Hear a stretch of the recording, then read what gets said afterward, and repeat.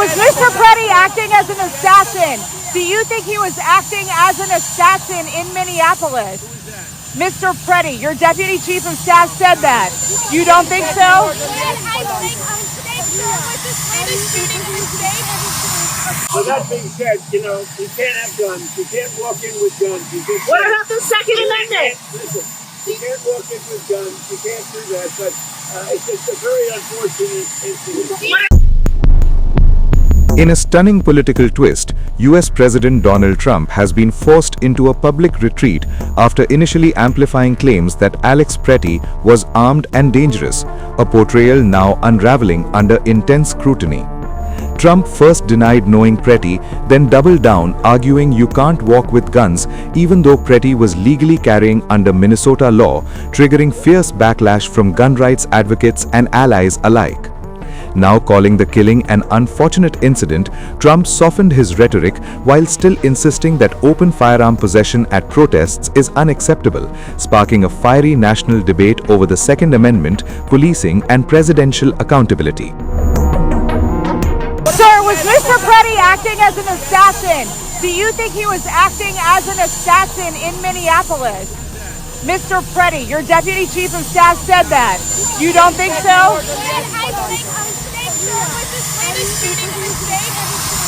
Well, that being said, you can't have guns. You can't walk in with guns. What about the Second Amendment? Listen, you can't walk in with guns. You can't do that. But it's just a very unfortunate incident. The remarks come as newly released details from the Department of Homeland Security sharply contradict early speculation surrounding the fatal encounter involving US Border Patrol officers in Minneapolis. According to an initial report by Customs and Border Protection, 2 officers discharged their agency-issued weapons during a violent struggle with 37-year-old Alex Jeffrey Pretti, a US citizen, over the weekend. The report states that CBP personnel attempted to take Pretti into custody after he approached officers following an altercation involving civilians and law enforcement. Pretti reportedly resisted arrest, triggering a physical struggle that unfolded in full view of bystanders, many of whom captured the incident from multiple angles.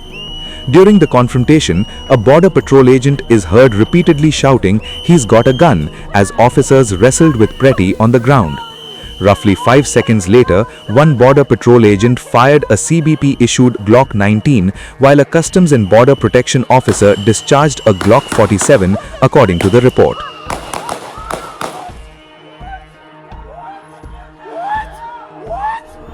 The document does not explicitly confirm whether bullets from both officers struck Pretti, but it confirms that law enforcement used their own firearms, not Pretti's weapon.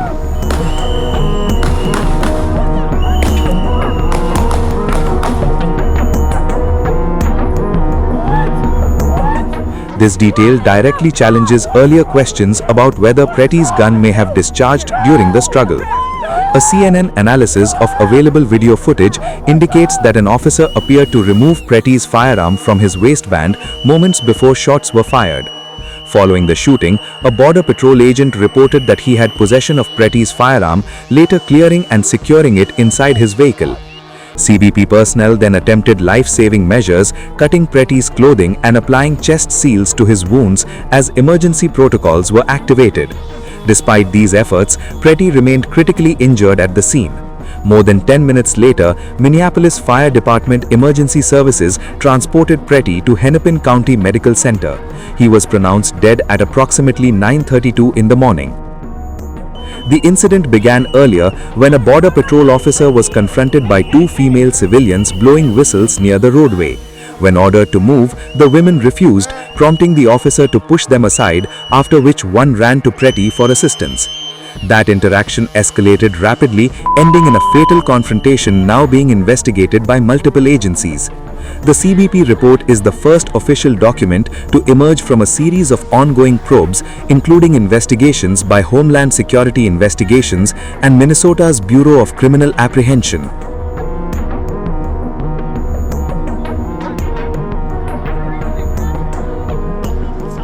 An autopsy is expected to be conducted by the Hennepin County Medical Examiner's Office, with CBP investigators requesting official findings once completed.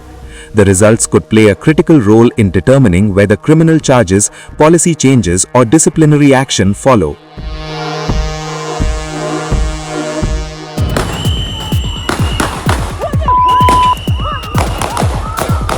The White House is scrambling to contain a political firestorm after explosive video evidence appeared to contradict its initial claims about a deadly federal shooting in Minnesota, forcing President Donald Trump's administration into a rapid and highly visible retreat. The victim, Alex Pretti, was shot dead by U.S. Border Patrol agents during an encounter that immediately ignited controversy and outrage across Minnesota and Washington alike. In the hours after the shooting, senior Trump administration figures described Pretti as a violent threat, portraying him as a domestic terrorist who intended to assassinate law enforcement officers. Those claims were broadcast forcefully by figures close to the president, including senior White House advisor Stephen Miller and Homeland Security Secretary Kristi Noem. But that narrative began to unravel as video footage surfaced and spread rapidly online, showing Pretti tackled to the ground, disarmed, and then shot repeatedly in the back.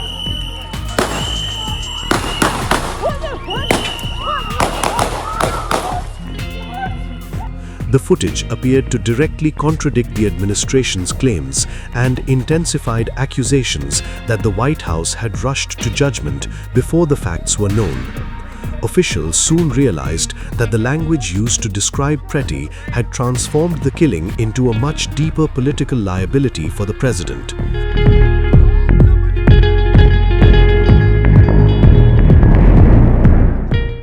By Monday, the tone inside the White House had shifted dramatically.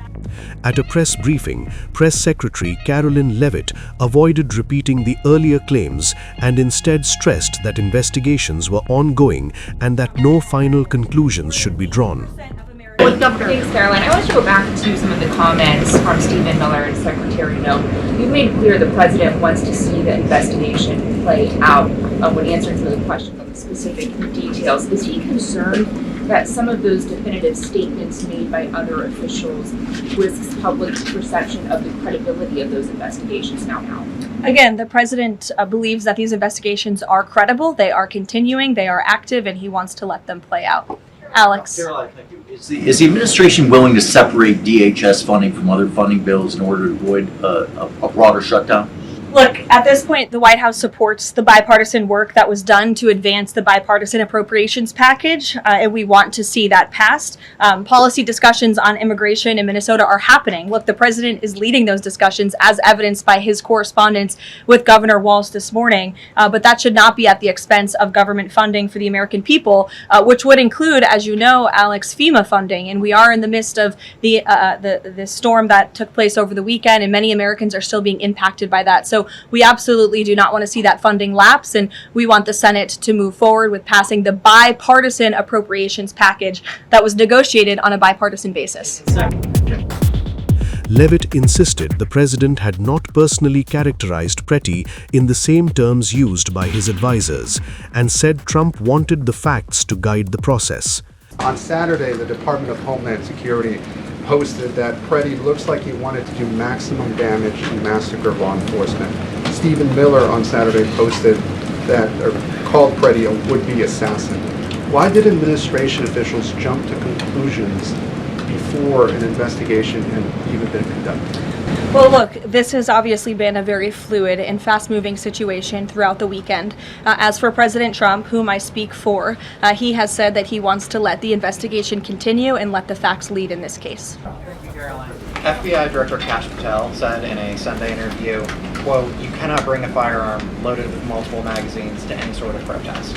Does the president believe the Second Amendment rights remain in effect even when protesting? The president supports the Second Amendment rights of law-abiding American citizens. Absolutely. There has been no greater supporter or defender of the right to bear arms than President Donald J. Trump. So while Americans have a constitutional right to bear arms, Americans do not have a constitutional right to impede lawful immigration enforcement operations. And any gun owner knows that when you are carrying a weapon, when you are bearing arms and you are confronted by law enforcement, you are raising the assumption of risk and the risk of force being used against you. And again, that's unfortunately what took place on Saturday. Behind the scenes, administration officials privately acknowledged that the situation had spun out of control. Deputy Attorney General Todd Blanche attempted to soften the administration's stance in a television interview, suggesting that no one had meant to apply the legal definition of domestic terrorism to the incident. His comments were widely seen as an effort to diffuse growing criticism that the administration had criminalized the victim without evidence. The rapid shift in messaging highlighted how reactive the White House had become as support for aggressive immigration enforcement tactics began to falter even among Republicans on Capitol Hill. President Trump also appeared to pivot personally.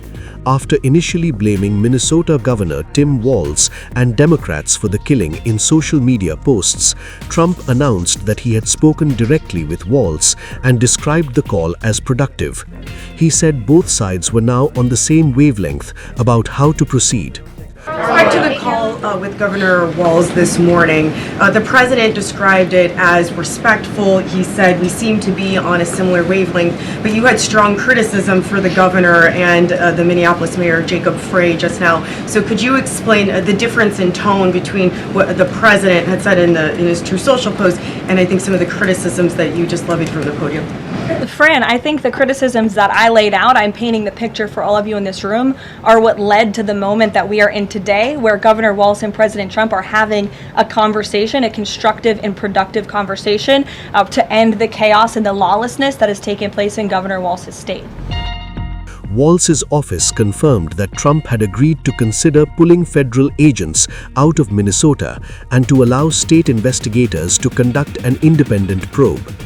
Minnesota officials had complained that federal agents blocked them from accessing the shooting scene even after a court order was obtained. Trump also announced he would send his border czar, Tom Homan, to oversee operations in Minneapolis and replace the Border Patrol official in charge. The move appeared to sideline Homeland Security Secretary Kristi Noem and hinted at internal divisions within the administration. Despite this, Leavitt continued to place blame on Minnesota's Democratic leadership, arguing the tragedy stemmed from resistance to federal enforcement. Will his mission continue to be focusing on illegal immigrants with a criminal history, or will it be on illegal immigration generally? Mr. Homan will continue to enforce our nation's immigration laws, especially deporting the worst of the worst criminals in Minnesota who have committed violent offenses. And I would just remind all of you that this important work is continuing to be carried out. In just the last few days, I'm happy to provide this packet to anyone in the room. ICE has arrested multiple violent criminals, illegal aliens within Minnesota. Many of them have convictions for assault, driving under the influence, fraud.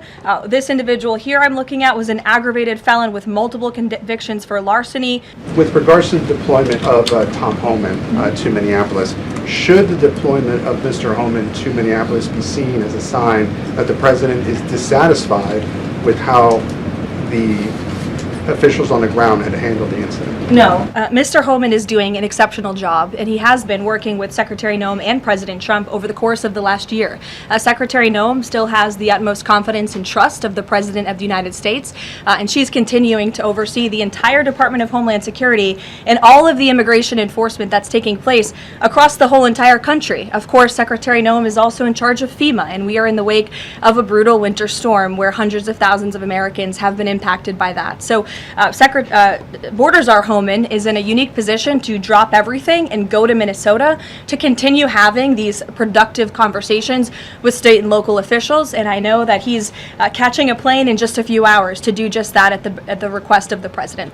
The role of Mr. Homan, is he being sent by the president to diffuse the situation that exists right now on the ground? Is he the point person essentially for the White House in terms of trying to tamp down the tensions that exist right now in Minnesota? Well, Mr. Homan is the point person for cooperating with state and local authorities and corresponding with them, again, to achieve this level of cooperation to subdue the chaos on the streets of Minneapolis. And I would just point out that Mr. Homan is someone who has been lauded for many, many decades for his experience working in law enforcement. In fact, this is a Washington Post headline from 9 years ago, 2016. Meet the man the White House has honored for deporting illegal immigrants. And I would remind everyone in this room that it was former President Barack Hussein Obama who awarded a medal to Mr. Homan. So he's obviously very qualified. He has the full trust and faith of the president.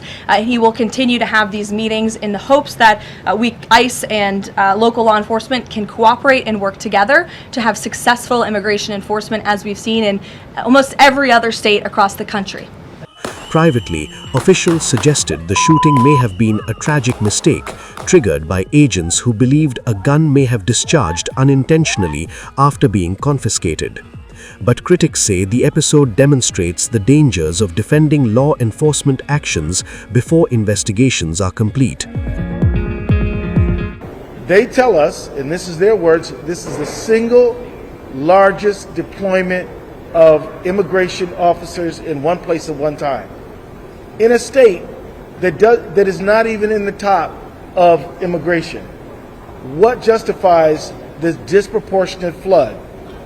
Nothing legitimate, but the president has been clear. Retribution, he's been clear.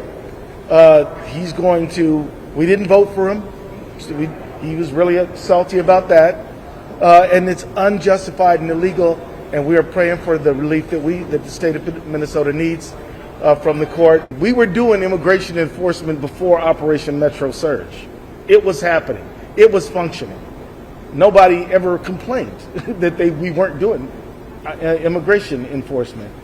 This just unjustified escalation is an intrusion. But what are we asking for? I'd be happy to go back to status quo, and that what makes sense to me. And I'll just say on my own behalf that the Pam Bondi letter, it kind of reveals what this is all about.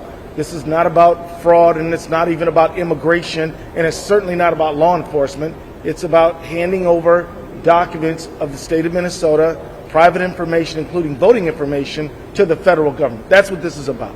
And that's why we're fighting it. The response echoed a previous federal shooting in Minneapolis involving Renee Nicole Good, where early claims were later walked back after public backlash. In both cases, the White House moved from aggressive defense to cautious regret once details emerged.